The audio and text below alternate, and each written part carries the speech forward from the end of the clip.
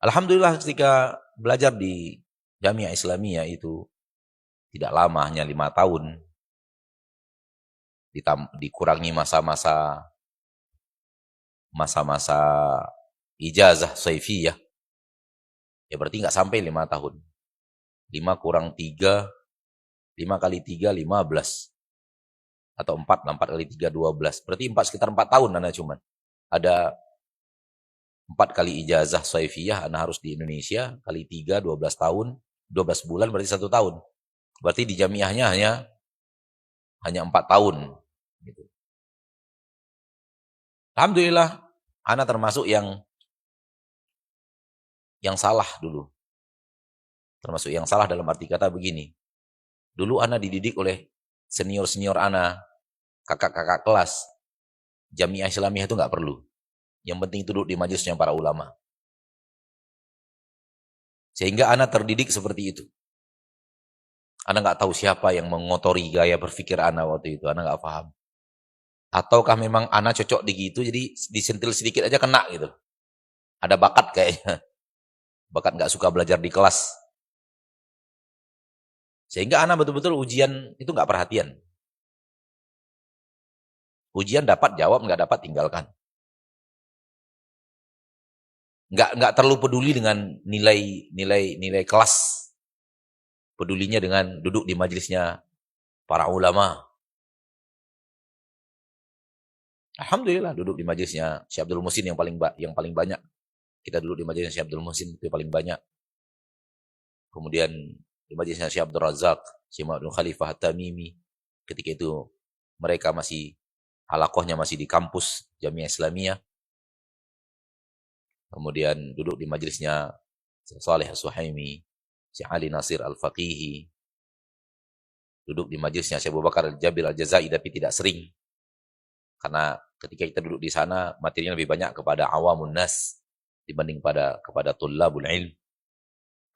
Kemudian kita juga mengejar majelisnya Syekh Muhammad bin Hadi Al-Madkhali. Kita juga pergi ke rumah karena beberapa kali Syekh mengadakan duduk di rumahnya dengan para tullab, Syekh Rabi' bin Hadi Al-Madkhali. Kita juga pergi ke rumahnya Syekh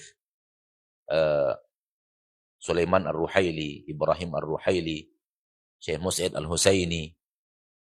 Kita berulang-ulang kali tidak majlis tapi tidak di majlis ilmu tapi langsung ke rumah dan diskusi dengan Syekh Muhammad bin Abdul Wahab Al-Aqil dan beberapa orang masyayikh lainnya yang ana betul berusaha mengambil bagaimana tamasuk mereka di atas sunnah. Yang alhamdulillah mungkin wallahu alam mewarnai sedikit banyaknya mauqif yang harus diambil di saat sekarang. Dulu kita hanya thalabul ilm, menuntut ilmu saja. Dan mulai mengambil pelajaran, oh begini ternyata, oh begini ternyata, oh begini ternyata. Karena dikatakan dalam biografinya Imam Malik bin Anas bahwa orang mengambil akhlak dari Imam Malik bin Anas itu lebih banyak dalam bentuk tatbik dibanding perkataan beliau.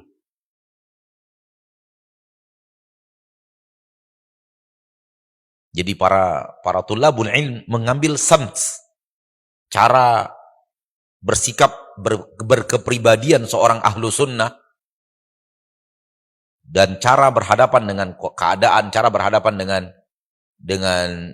dengan kondisi dari Imam Malik bin Anas itu lebih banyak yang mengambil dari samtnya beliau dibanding dari perkataannya. Dari sini Anda mengambil pelajaran bahwa pergi dengan para ulama itu mengambil cara bersikap. Mengambil cara bersikap. Sehingga akhirnya pergi ke rumah syekh ini, lihat bagaimana bersikapnya beliau. Pergi ke rumah syekh ini, lihat bagaimana bersikapnya beliau. Dan di antara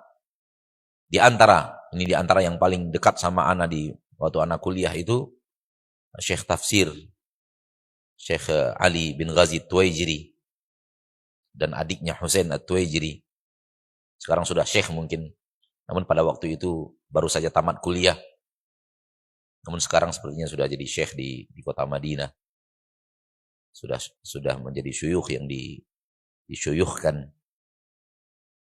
Dulu waktu anak ke sana, waktu dekat dengan abangnya, yaitu Syekh Ali bin Ghazi At-Tuwaijiri, itu beliau baru tamat kuliah dan belum masuk S2. Karena ada rentang waktu antara tamat beliau kuliah dengan masuknya S2-nya beliau. Bahkan akhirnya masuk S2-nya beliau seiring dengan masuk S2-nya angkatan kami di kuliah hadis. Ala kulli hal, ana duduk langsung dengan para ahli ilmu yang pernah ana bertemu dengan mereka, walillahil hamd. Dan kesalahan ana yaitu tidak peduli dengan kampus. Seperti yang ana katakan tadi. Masuk belajar, ujian, nggak peduli dengan nilai. Akhirnya apa? Akhirnya ketika ujian S2, nah kalah. Kalah dalam berlaga dengan kawan-kawan internasional. Dan di saat kami tes itu hanya 10 kursi untuk mahasiswa S2. 5-nya untuk Saudi. 5 untuk Saudi, 5 untuk dunia internasional selain Arab Saudi. Kalau sekarang Masya Allah sudah lumayan banyak lah. Bangku-bangkunya itu banyak gitu. Karena masing-masing kisim, masing-masing kuliah buka kisim. Masing-masing kisim terima 20 gitu.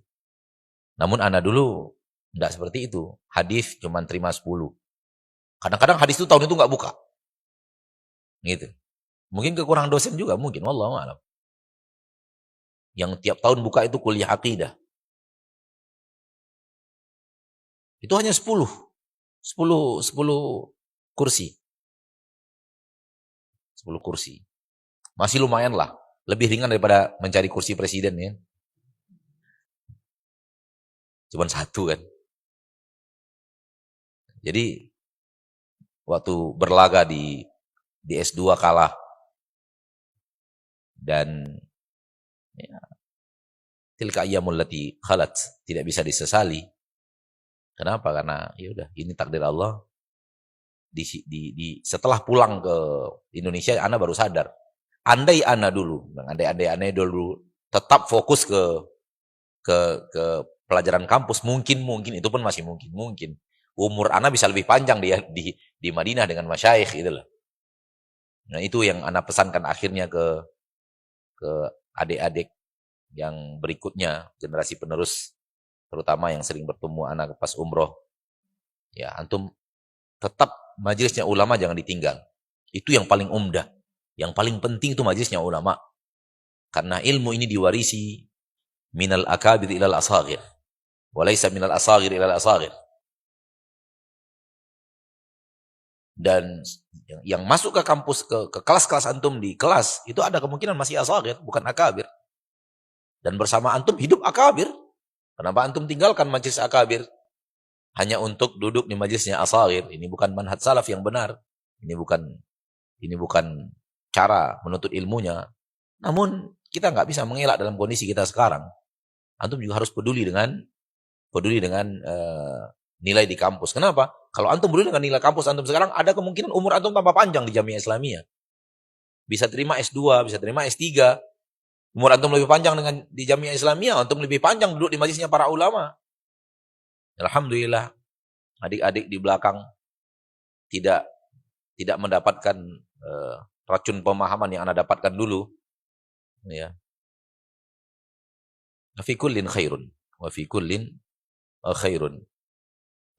Kemudian ana juga sampaikan ke adik-adik itu, tolong antum dekati, mencoba untuk bersahabat atau akrab dengan